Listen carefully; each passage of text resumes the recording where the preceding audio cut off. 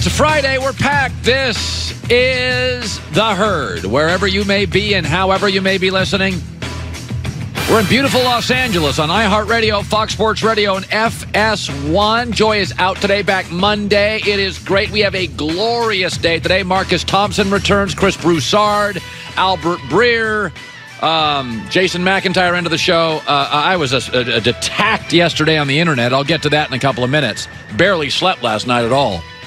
Restless night's sleep. Very painful, hurtful things said by people I like. Let me start with the Warriors.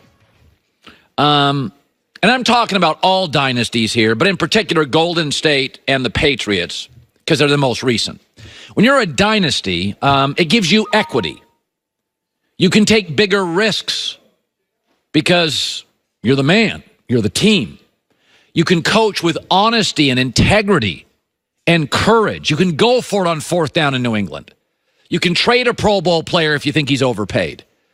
Winning, it's like money over time and interest. It just compounds and compounds, and it gives you a different culture and a different belief and confidence.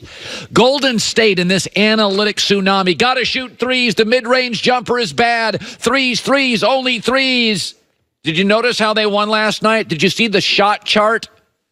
Trailing in the game, they relied on twos. Portland leading in the game, just get buckets, took a lot of bad threes.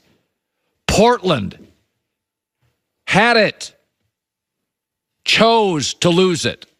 Golden State played with confidence situationally. Make a couple big defensive plays. Iggy, get the basket over the three if it's available. It has been, by the way, a bad postseason for the analytic nerds. A lot of mid-range jumper teams are doing well. Fourth quarter, Golden State, all but one shot was made from the paint. Portland leading took 14 threes. Yet Golden State trailing took only 6. And if you've noticed it this year, they have moved in key situations, Golden State, off the three occasionally. Only 8th in the NBA in the number of threes shot. That is with Steph Curry, the best shooter in the world. That is with Kevin Durant, the best player in the world. That is with Klay Thompson, the next best shooter in the world. And they were 17th, actually, in the Morey ball stat. Daryl Morey, Rockets GM, friend of the show, love him. Houston's number one. Threes, got to shoot threes. We're chasing, we're obsessed. Threes. The best shooting team in the league moved to 17th because the best shooting team in the league has the confidence to just go get buckets, to not play to the crowd and the critics and the analytic mavens. Last night's game, Portland had it and shot a bunch of bad threes. Golden State trailed and relied heavily down the stretch on twos. When you're chasing, when you're obsessed, when you're concerned and consumed about the optics, and Golden State's not, New England's not, they trade good players. Well, they're overvalued. They move the ball fourth down in their own territory. We just like our chances here. But what if who cares? It's like interest. What did Einstein say? The most powerful force in the world is compounding interest. It's the same thing with sports. The more you win, the more courage, the more honesty, the more integrity you can coach with. And don't kid yourself. There are coaches up there. There are GMs out there. There are owners out there. There are players out there petrified of what people might say about them if they lose. Believe me, I got attacked by 2 yesterday. There was a moment in the game that was interesting. Golden State led 112-111, had the ball, Steph's hands, three-pointer, ends it. And they didn't take it. They came down and got the best shot from Draymond Green. 114-111.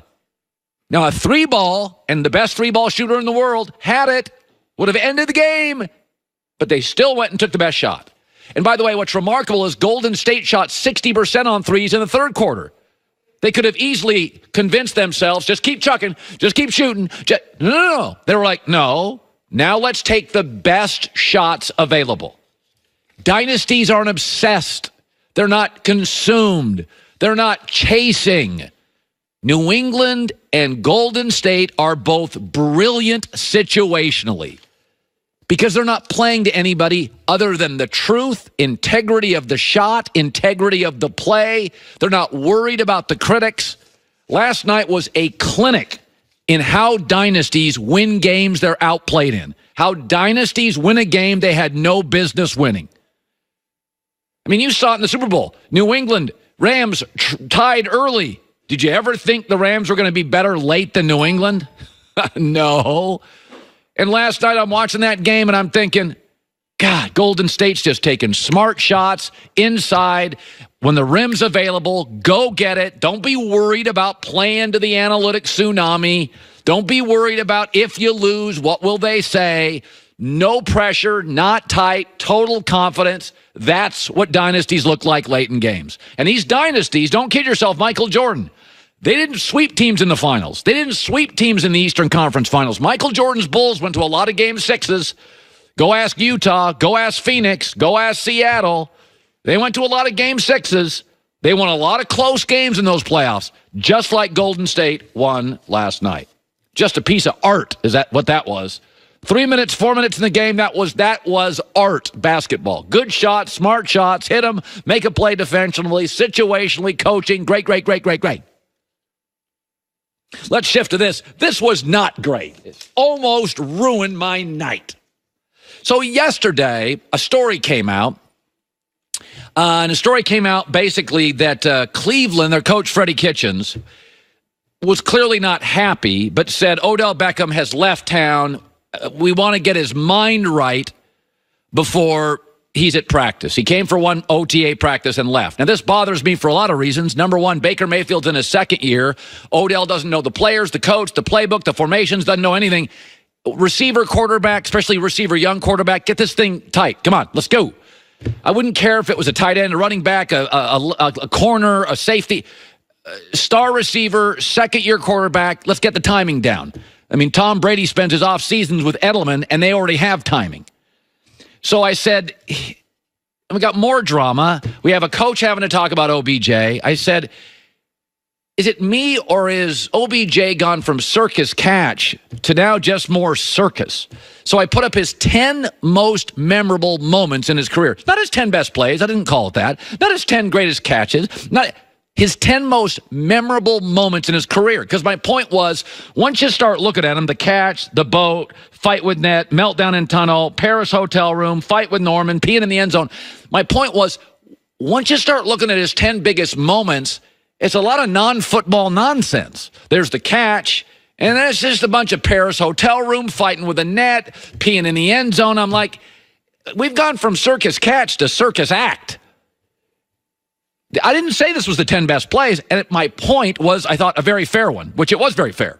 And OBJ is a public figure. You got to deal with some criticism. Well, OBJ went apoplectic. He attacked me viciously on Twitter. I'm not going to go through all these. I'll put them up for our FS1 listener. It just was like hours of just 4 separate tweets and reactions. By the way, Baker Mayfield came after me. Didn't love that because I thought we were just getting tight. And so Baker attacked me, and Odell Beckham attacked me. And, of course, this proves one thing. That's right. We're in OTAs. It's already dysfunctional. Let's retrace the steps here with me and OBJ. I always supported Odell Beckham Jr. in New York. I said, listen, he's young, he's dynamic, Eli's a shot fighter. He needs to move. This is not working. And I said that. I said, I don't like all of his nonsense, but this kid's great. This kid's an all-timer. Eli's a shot fighter. He's doing some nice things. You got to put this kid with a legit top 10 quarterback. And then I also said on the air before he left New York, I said, I think he's going to get traded despite what the Giants said. And I said, this kid was not dysfunctional at LSU, and he was not dysfunctional his first year in New York. He's gotten kind of chaotic as the Giants have become chaotic. And I said on the air, I said, let's be honest about this. Maybe he's just a young kid that doesn't work well in chaos. I know personally I don't either. I'm a child of divorce. I like less conflict, steady management, quiet in the house. And he reached out to me. And he said, you kind of nailed it on that. And it was a really neat 30-minute conversation. I was up in Utah hanging out skiing, and we really connected. And I said, hey, he told me some things I still won't relay to you about where he wanted to play, whatever. Then he signs with Cleveland. I sent him a congrats, kick butt. Because, I knew it wasn't exactly where he wanted to go, but it was a good start. Baker Mayfield's very accurate as a thrower. OBJ runs the best slant pattern in the league. I'm like, good, he'll get stats. At least he's playing now with a young quarterback moving into his prime. It's a good feeling for him. And then yesterday, the story about he's been in Cleveland 3 days of the 65. He came for one, left. Coach said, I'd like him to be here. I've never said that, but he's got to get his mind right, and it's been 65 days since the trade, and he doesn't have his mind right. And then the reaction, and it's sort of proven my point, which is, are you a circus catch, or are you just a circus? Because now you got the quarterback. Now you got the players around you, because Cleveland's got players. Now, are they a great team? I don't know, but they got players. They got players everywhere. They got 2 good running backs, and at midseason, a third. Their offensive line was top 3 in the league, according to Pro Football Focus. They got now Odell and Jarvis Landry, best young tight end in football, good pass rusher. Denzel Ward's an elite corner. I mean, they got all sorts of players. But my concern was this. Tweets, Instagram, net, circus, thin skin, overreacting. I do not regret in any way my 10 most memorable moments, because my point was, what is OBJ now?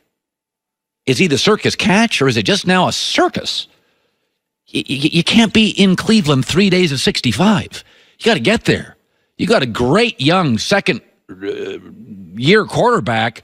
You got a new coach. You got a new playbook. You got new teammates. You got new players. You got new offense. You got to get there. You got to be in town.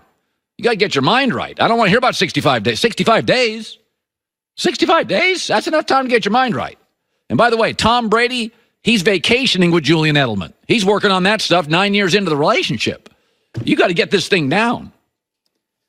And so my concern initially for the Cleveland Browns is this. This is it. By the way, there's a story out today. I'm not going to get into it, but Big Ben is vacationing with his wide receivers and running backs at his lake house. Not on Twitter, I'm screaming and yelling at innocent victims like me. So once again, I am trying to save another franchise. Philadelphia 76ers, I'm trying to save you.